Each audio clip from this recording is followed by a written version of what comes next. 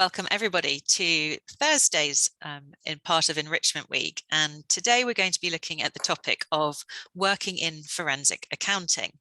If I know some of you have joined us for other sessions in the week, so it's lovely to have you back. Welcome back.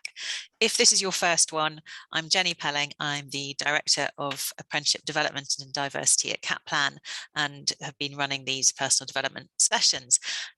This afternoon, I'm joined by Kate Beckett, who is going to talk to us about forensic accounting. We don't have a very kind of formal session here. It's that we won't run slides. We're just here to have a conversation. So at any time, do put questions into the chat. I'll start off by asking Kate a few things, but please add questions to the chat as we go. Anything you would like to know about careers in forensic accounting. So, Kate, as your introduction, really, it'd be really helpful for people to know, how you got to where you are. What was your own career path? Yeah, well, I'm Kate Beckett. I'm a partner now in DSW Bridge Houghton Forensic, which is a small boutique sort of forensic accounting firm.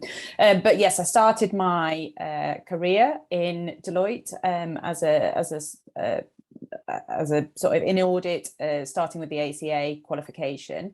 So I worked my 3 years, qualified ACA, and then I moved into forensic accounting at that point within Deloitte. I did a secondment actually to enable me to get a taster for it, really, to understand whether it was something that I wanted to take forward. I really enjoyed it. I thought it was a really kind of interesting part, an extension of kind of my audit work, but a much more sort of deep dive into the sort of client work that we were doing. And I worked at Deloitte in the forensic team for about 8 years before I left and joined DSW Bridge Houghton in Leeds. Brilliant. Okay, so people might be interested in the kind of transition between practice and working. It was a kind of, you're an owner, aren't you? It's sort of an entrepreneurial business as well. Yeah. So so there's just a small team of us, and it was partly for personal reasons and partly because I wanted a bit more control, I suppose, a bit more sort of control around the direction in which I was going and the type of work I did. And the move to sort of DSW gave me that opportunity to I suppose, as I say, to kind of to decide what it was that I like to do, the aspects that I really like to work on, and to do more of that, really. Yeah, brilliant.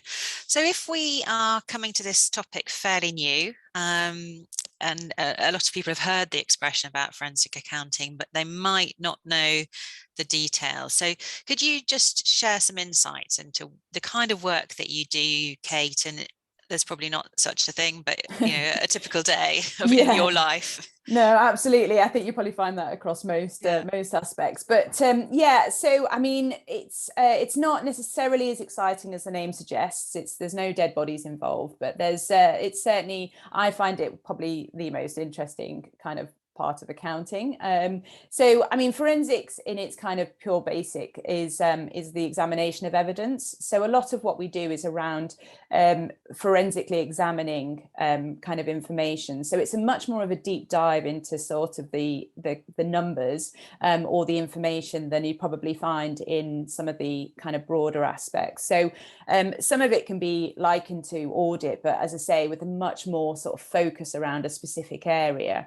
But just in terms of, I mean, an overview of the type of work, as Jenny says, I mean, we kind of, we cover such a broad variety, it's quite hard to pinpoint it. But just in terms of the broad categories, I suppose what people most associate or assume would be around the investigation side of things. So that would be a typical fraud investigation, a misappropriation of funds, something like that. And our work would be around analysing the financial information to understand exactly how that fraud has occurred, the amount that might have been taken, and any remediation that could be made, who the perpetrators were, to the extent that, as I say, is within the remit of the accounting side of things, as opposed to a criminal sort of piece of work. I mean, the investigations, sometimes they do lead to being passed on to the police, where there is information's found that, you know, does show criminal intent. But the majority of the time that would probably be more for internal purposes, so that people can understand if there's sort of disciplinary action, or really just to understand the impact of any sort of consequences of any sort of fraud or manipulation of figures. So that's one category. The second category is around sort of dispute and litigation work, where effectively the pinnacle as a forensic accountant is that you get your day in court. So you get to stand up and provide evidence to a court. Typically it will be a civil court, so in front of a judge, around, again, typically this would be the quantum of a loss or a dispute. So this will include things like contractual disputes between a supplier and a customer, where, you know, there's a difference of opinion on the financial side of things. It might also be, for example, where you have a big fire or there's some event that causes a loss and it's insured, and then you might have between the customer and the insurer a difference of opinion as to what that, you know, insured loss looked like. So our role here is to provide evidence as a sort of independent, impartial accountant, but working for one of the parties, and to provide that evidence from a financial side as to what that value of the loss might be, so that can be kind of put in front of the court. And the last kind of main area would be around valuations. So again, there's crossover in these between, for example, disputes and litigation and the valuation, but we do quite a lot of work in, for example, matrimonial cases, so in a divorce situation. And what you'll find is that there might be a private company, and obviously when they're splitting the assets between the divorcing parties, they need to know how much that company is worth. And because it's not listed, it doesn't have a, you know, an off-the-shelf type value. So again, it's something we come in and do to provide an independent valuation around what that company is worth, so that when they're divvying up all the assets, they're able to put a value in for that. But I mean, that valuation remit, it goes much wider. There are tax consequences. So if people are issuing shares and they need to know what that is, or if there's sort of any kind of divestment in businesses or restructuring, and they might need that independent valuation. So that's not always contentious. That can be, as I say, just providing people with an independent third-party valuation that they can then use for, you know, whatever those purposes are. So that's fascinating to hear the range of work you do, actually, in 2 words, forensic accounting. There is so much that you're doing, and I'm really interested in the skills that you need to use now, and how they might be different from the skills that you developed when you were in practice. In audit, yeah, in terms of, I mean, I think, as I say, so I think the biggest thing that I'd say is around the attention to detail. I think that is prevalent, obviously, when you're kind of working in audit, but I think it's that it's really that deep dive into it, and the smallest kind of mistake or change is the kind of thing, particularly if you were to be cross-examined on the stand, then obviously the use of the wrong word or a formula error are things which would come back to bite you. So certainly that attention to detail is really important, and I think also I say robustness, that kind of just that ability to back everything that you do up to make sure that you have that credibility, and that you don't kind of forego any of that through as I say, errors or anything, because these can be quite high pressured situations. So certainly I think that's those are very important. I think also pretty much everything you do is worked on a project basis. It's very time pressured. You'll be working to deadlines which are quite often court deadlines, or deadlines, everything, the client wants everything done yesterday. So there's less of an ability to schedule your time in that you might have with recurring audits, for example, where it happens this time every year. So it's certainly that ability to the sort of be quite pragmatic and move quickly on things is certainly something that we rely on in order to be able to meet those deadlines, for example. Yeah, that's really interesting. You talked about, Kate, the pinnacle being the day in court and being prepared for that, and that's I'm a lawyer by background, so I'm quite comfortable with litigation.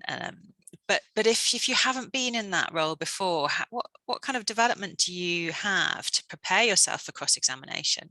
Yeah, I mean, there are obviously there are various courses that are run through people that are through through the ICAW. There are various courses. There are also sort of the Academy of Experts, which do, and this starts from very early on.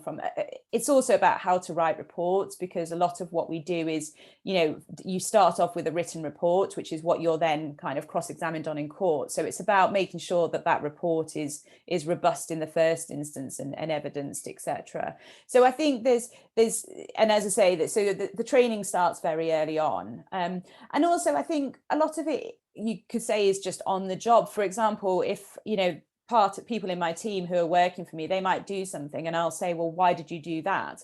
That in itself is effectively a kind of almost that starting point of, that's what I'm going to get asked when I'm on the stand. So putting that challenge down. So it's about being able to substantiate everything you do and stand up to those challenges. So a lot of it is learned through that process. I mean, you definitely don't go from I'll start in forensics to the next year you're on the stand. I mean, I've done this for 15 years and I've been on the stand once, because to be honest, most things tend to settle in advance. So because it's in all the parties' interest to do so. So there's very little that necessarily gets through there unless you've got people who are fighting on principle and want their day in court as well.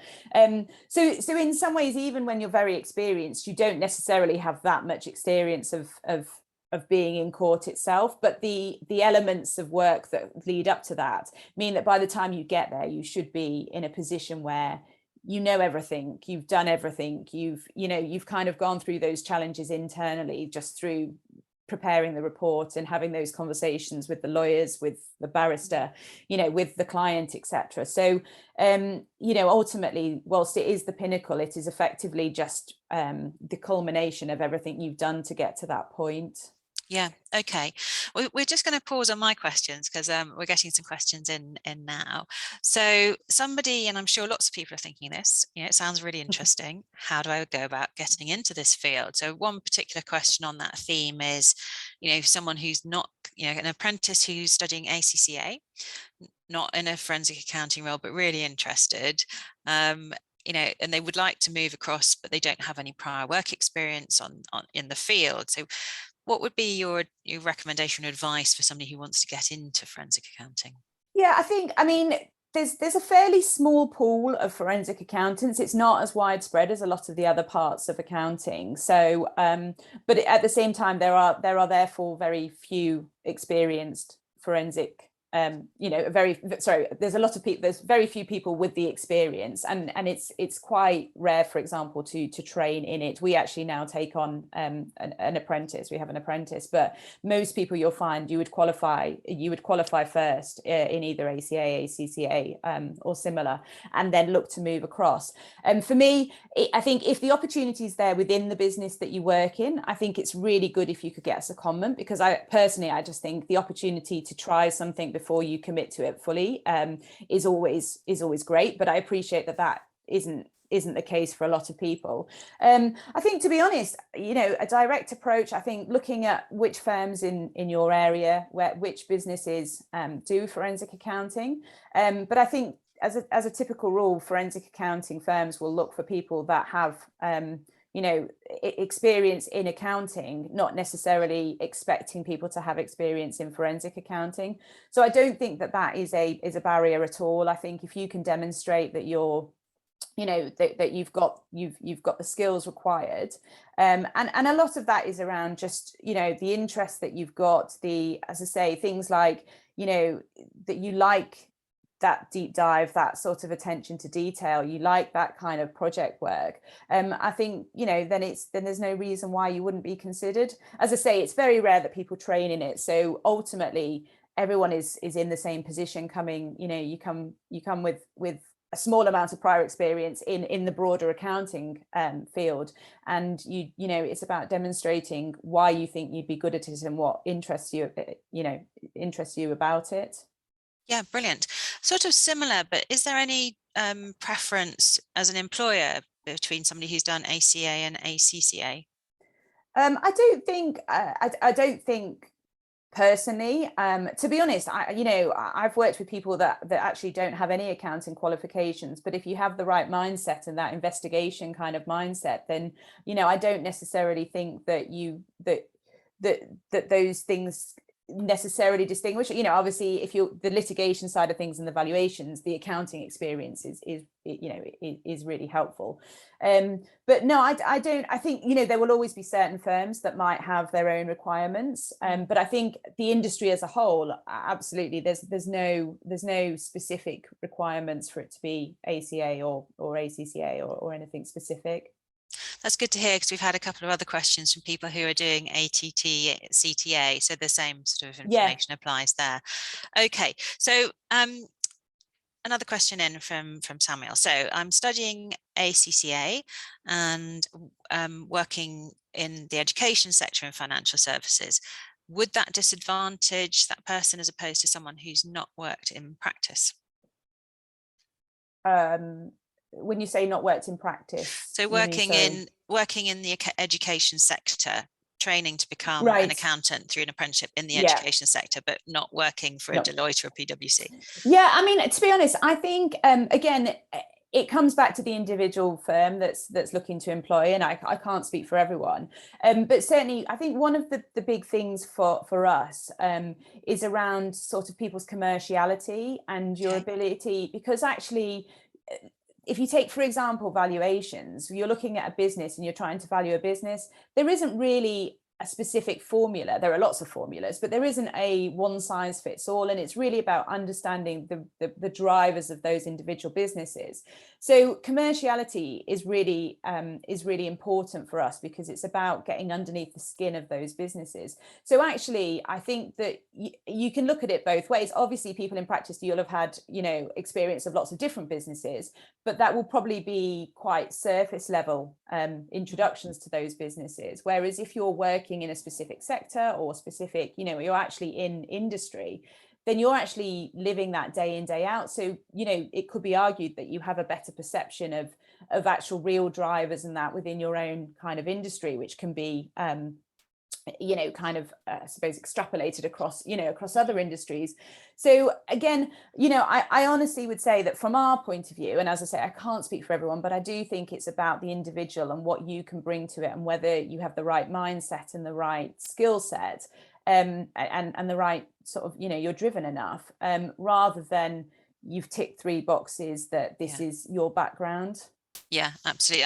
And I think that's solid advice. And through the apprenticeships that people are doing with us here on the call, you know, you will be able to demonstrate so many skills that that are transferable. So, you know, build on those. If anybody was in the competency-based interview session earlier this week, then you'll know, but, you know, make sure that you're capitalizing on the skills that you've developed and show how that you could use those in different ways. I'm going to broaden this out a little bit now. We've got kind of some future focused questions, Kate.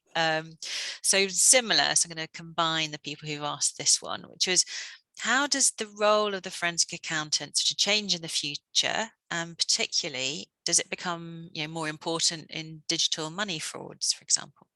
Yeah, I mean, there's a few aspects to this. One I think is, and actually just going back to the point I made about commerciality, is where there's obviously, I think, you know, as broader factors, there's concerns over automation of a lot of jobs, a lot of, you know, processes and things. I think one of the things that it's always been fed back to me, and I believe this, is that forensic accounting is probably, you know, is very likely to withstand that, because it's all about the individual skills of that person and considering things on a very individual basis. So, you know, any of these things we talk about is around, especially the valuations and the litigation, is about really getting underneath the figures and not just, you know, sticking a formula in. So I think that gives, you know, good that leaves us in a good place, sort of going forward. There is, I mean, certainly around the investigation side, there's there's actually kind of a lot of the work we do goes hand in hand with forensic technology firms. So we don't have that internally, but we partner with people, or bigger firms will potentially have that department as a sort of a separate part of forensic accounting, and that's and effectively you kind of work together. They would do sort of suck out data or run formulas and things and do a lot more of the automated process type thing, and then we would analyze that information. So that's where I suppose you talk about, the digital investigations. Absolutely. I mean, the problem these days is, the amount of information. If you're looking into even the conduct of one person and you take everyone's, emails off the system, I mean, that's huge, huge amounts of data, and you can't possibly have somebody sifting through that individually. So as I say, that's where, but there requires some sort of, intelligence from a person in terms of these are the things we're looking for, and then that will get driven through a system. So certainly, I think there is a lot more around in digital investigations, and that partnering with the sort of forensic technology side is crucial to that, because as I say, I think, but frauds have become so much more sophisticated than somebody just putting things away.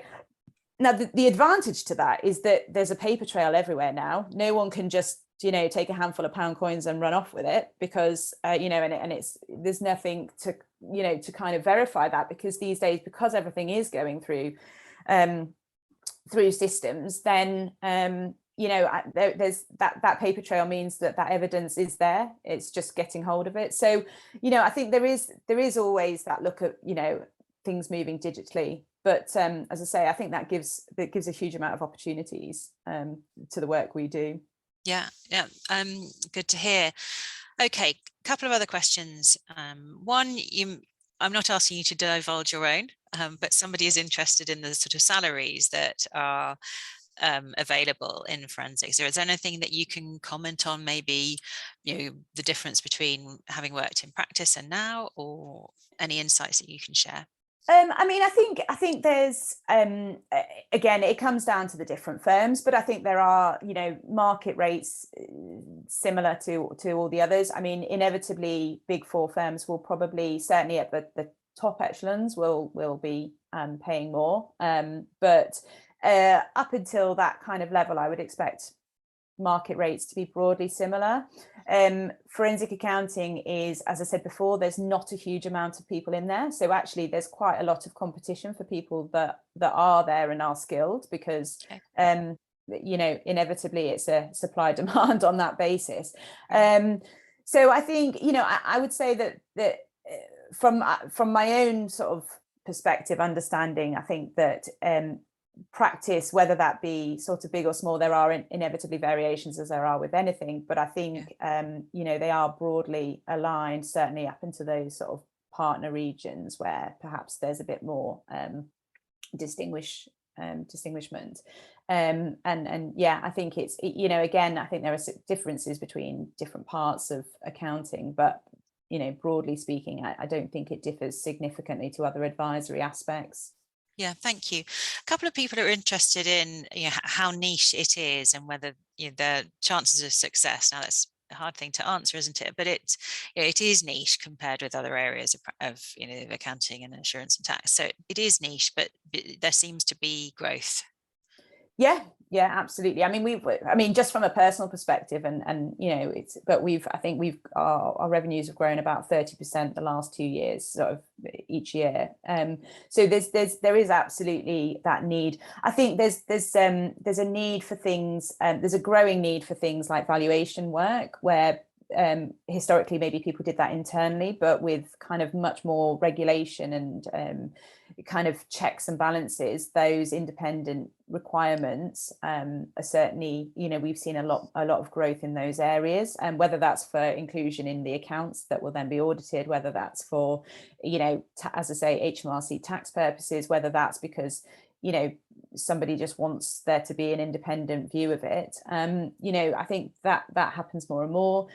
The other areas, I mean, the one thing I would say about forensics, I mean, there are peaks and troughs, and depending on where the economy is, there might be more or less appetite for things like investigations or litigation. If everyone's doing well, people maybe aren't so fussed about, whether that, kind of then maybe they're not scrutinizing numbers so closely, whereas when things are a little bit tighter, that's when some of these kind of investigations come out.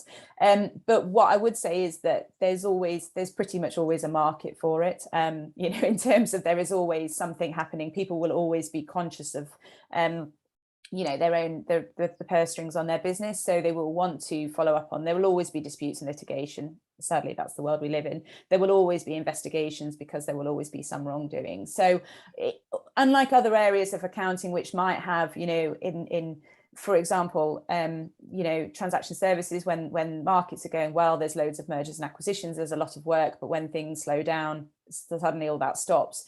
You obviously have the flip side with kind of insolvency type work. I think forensics is very steady in that, in terms of there is very rarely a slow time for us. Yeah, okay. I'm just going to put in the chat for everybody a quick feedback form, because we would like to run these sessions again in December. We'd like your views. Kate, another question. Can I take you back? So you're in your first year working in forensics. Right. Somebody's asked, what do you actually do in that first year, really early on in your career? Can you just make that come to life for us a bit? Yeah, and I mean, so I just done 3 years effectively in audit, so that was my first year. So I was bordering on qualified, and that, so I had some experience, but not a lot.